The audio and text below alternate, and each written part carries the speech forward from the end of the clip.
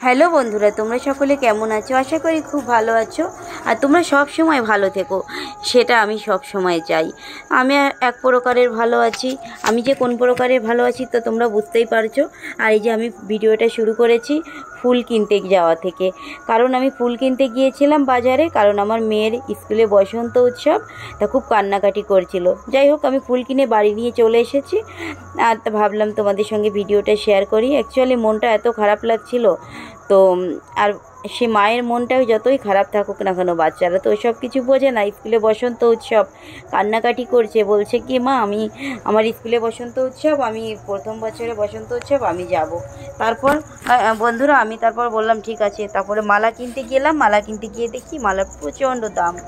তারপর আমি বললাম তোর মালা কিনা লাগবে না, আমি ফুল কিনে বাড়িতে গিয়ে তোকে মালা, সেটা হবে না, ওকে নাকি মালা কিনে দিতে হবে। তারপর খুব বকা দিলাম। বকা খেয়ে তারপর আর কিছু বললো না। তারপর আমি ফুল নিয়ে বাড়িতে চলে এসেছি।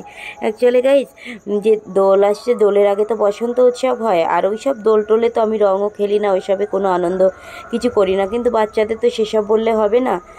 তারপর যাই হোক, মালা টালা কিনে দিয়ে বললাম তুই যাস, বসন্ত উৎসবে যাস।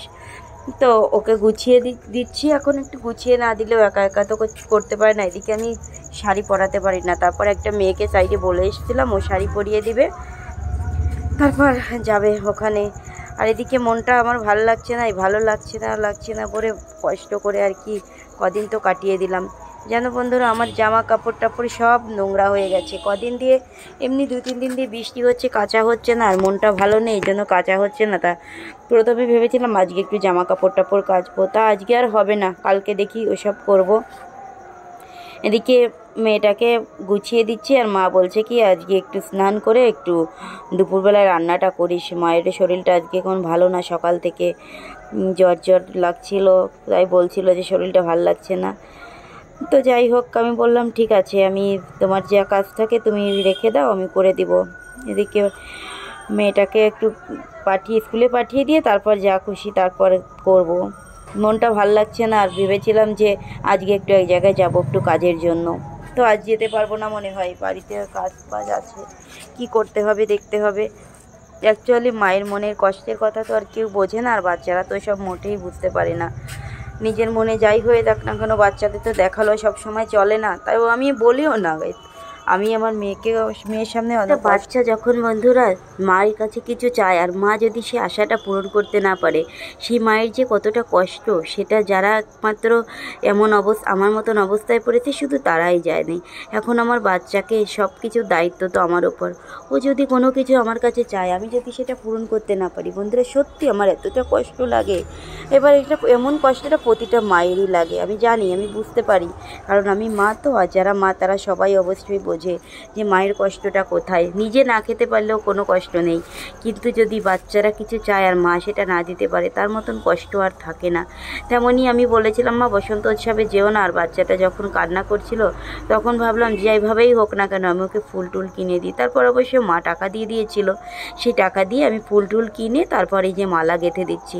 আর আজকে যদি ওর চাওয়াটা আমি পূরণ করতে না পারতাম, আর এই যে মালা টালা কিনে দিতে না পারতাম, তাহলে আমাদের মতো কষ্টের আর শেষ ছিল না বন্ধুরা। উৎসবের জন্য বলেছি আমাকে শাড়ি কিনে দাও। তারপর আমার মা বিশেষ সময় সরস্বতী পুজোর সময় শাড়ি কিনে দিয়েছিল, ওই যে হলুদ শাড়ি। আমি বলছি ওই শাড়িটাই পর, বসন্ত উৎসবে তো হলুদ শাড়ি পরতে হয়। তারপর আর কি সেই শাড়িটা আমি ওকে বের করে দিলাম, বের করে দিয়ে আর এই যে মালা টালা গাঁথা হয়ে গেছে। এবার আমি ভাবছি কি যাই, আমি তো শাড়ি পরাতে পারি না, ওকে একটু ওই সাইডের একটা বাড়ি থেকে শাড়ি পরাবো, শাড়ি পরিয়ে রেডি করে পাঠিয়ে দিব। দেখো বন্ধুরা কতগুলো মালা হয়েছে 40 টাকার ফুলে, তারপরেও অনেকগুলো ফুল বেঁচে গেছে। তারপর আমি ভাবছি যাই, ওকে একটু শাড়ি পরিয়ে নিয়ে আসি। তো আমি সব কিছু গুছিয়ে গেছিয়ে ওকে একটু খাওয়াবো, এখন খাইয়ে দিয়ে তারপর ওদেরকে একটু শাড়ি পরিয়ে দেবো।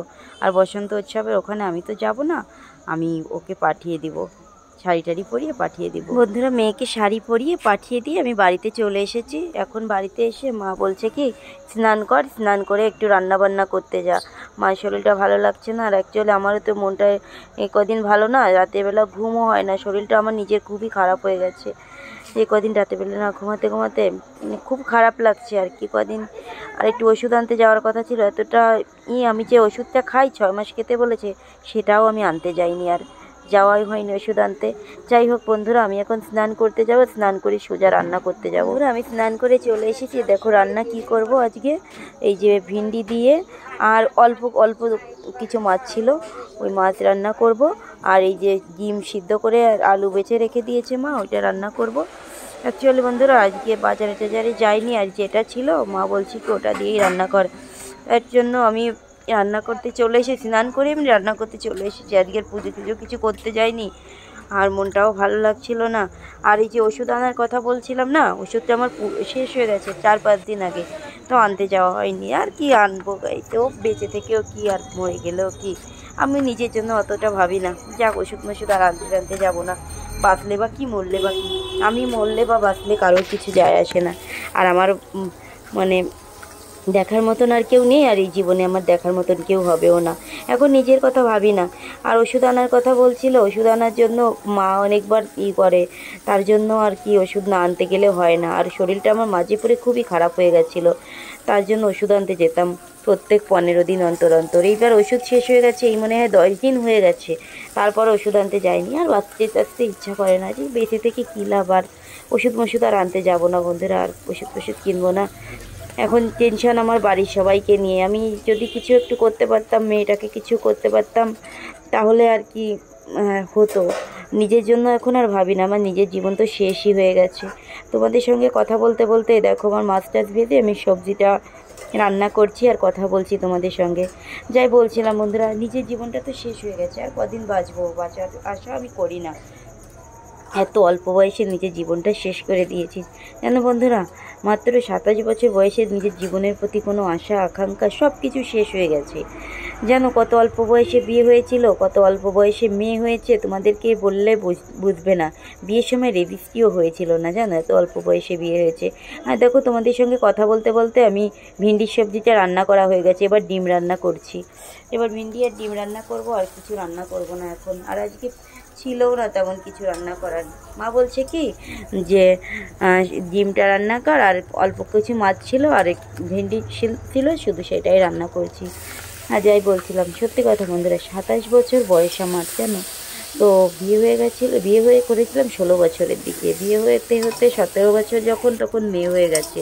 এখন মেয়ের বয়স 11 বছর হয়ে গেছে, 10+, মানে 11 বছরই বলতে পারো। তো দেখো আর জীবনের সব কিছু আশা আকাঙ্ক্ষা সব কিছুই শেষ হয়ে গেছে। আর কি বলবো তোমরা বললে কি, তোমরা যদি দেখতে আমাদেরকে, তাহলে বিশ্বাস করতে, মানে সরাসরি যদি দেখতে।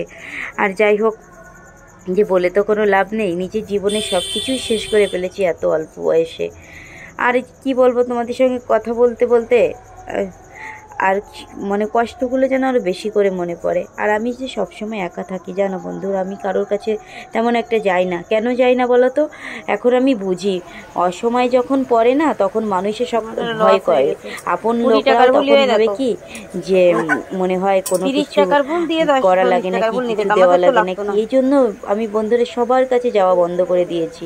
নিজের দুঃখের কথা আমি কোনো মানুষকে বলি না, আমার কোনো আত্মীয় স্বজন কাউকেই বলি না। যতটা দুঃখ থাকে সব কিছু থাকে তোমাদের সঙ্গে শেয়ার করি। এ দেখো তোমাদের সঙ্গে কথা বলতে বলতে আমার রান্নাও হয়ে গেছে, আর এখন 3টে বাজে। রান্না টান্না করে আমি এখনও খাইনি, একটু সাইডে একটু হেঁটে বেড়াচ্ছি। মানে হেঁটে বেড়াচ্ছি বলতে কি, তোমাদের সঙ্গে কথা বলার জন্য সাইডে চলে এসেছি বন্ধুরা। মনটার ভিতর খুব অশান্তি লাগছে। এই যে হোলি আসছে, আগের যে সব কথাগুলো মনে পড়ছে জীবনের। আর কি, আমার আগের দিনগুলো তো কত রঙিন ছিল বন্ধুরা, সব কিছুই মুছতে গেছে এই অল্প বয়সে। আর জীবনে কোনো দিন সেই দিনটা ফিরে পাবো না। আর জীবনে প্রচণ্ড কষ্ট নিয়ে আমি বেঁচে আছি, আর এভাবে বেঁচে থাকাও যায় না বন্ধুরা। নিজে বেঁচে আছি, মানে বেঁচে থাকাও তো ভাবি না যে নিজে বেঁচে আছি, কি বেঁচে আছি আমি নিজেই জানি না।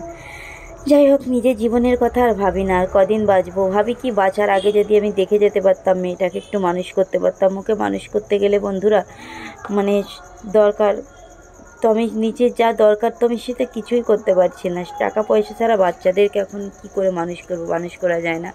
তো বন্ধুরা সবশেষে তোমাদেরকে শুধু একটা কথা বলবো বন্ধুরা, আমার জীবনে অনেক দুঃখ, অনেক কষ্ট। তো তোমরা বন্ধুরা আমাকে একটু পাশে থেকো, আমার তোমরা আবার বলবো একটু পাশে থেকো। সব কিছু ভুলে গিয়ে বন্ধু নিঃস্বার্থভাবে তোমরা আমাকে সবাই একটু সাপোর্ট করো। এক তো কি বলবো বলো, মানে আমার বর্তমানে আমি সত্যি খুব অসহায় হয়ে আছি। কারণ মাথার উপর যদি কেউ না থাকে, থাকে না, তো মানুষ তো অসহায় হবে। আমার মাথার উপর এখন আর কেউ নেই। এখন আমি নিজে কিভাবে বাঁচবো, নিজে কি করব, সেই সব কিছু ভাবতে ভাবতে আমার জীবনের সব দিশা দিন দিন হারিয়ে যাচ্ছে। নিজের জীবনের কোনো দিশা, কোনো গতি কিছুই খুঁজে পাচ্ছি না।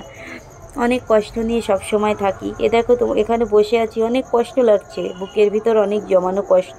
সে কষ্টগুলো কাউকে দেখাতে পারি না। আর এসে তোমাদের সঙ্গে কথা বলতে বলতে রিয়াও স্কুলের থেকে চলে এসেছে। তো বন্ধুরা, সবাই ভালো থেকো। ভিডিওটি এখানে শেষ করছি। আর সব শেষে তোমাদেরকে বলছি, প্লিজ বন্ধুরা, নিঃস্বার্থভাবে আমাকে একটু সাপোর্ট করো। আর তোমরা সবাই ভালো থেকো বন্ধুরা। Bye bye. ভিডিওটি এখানে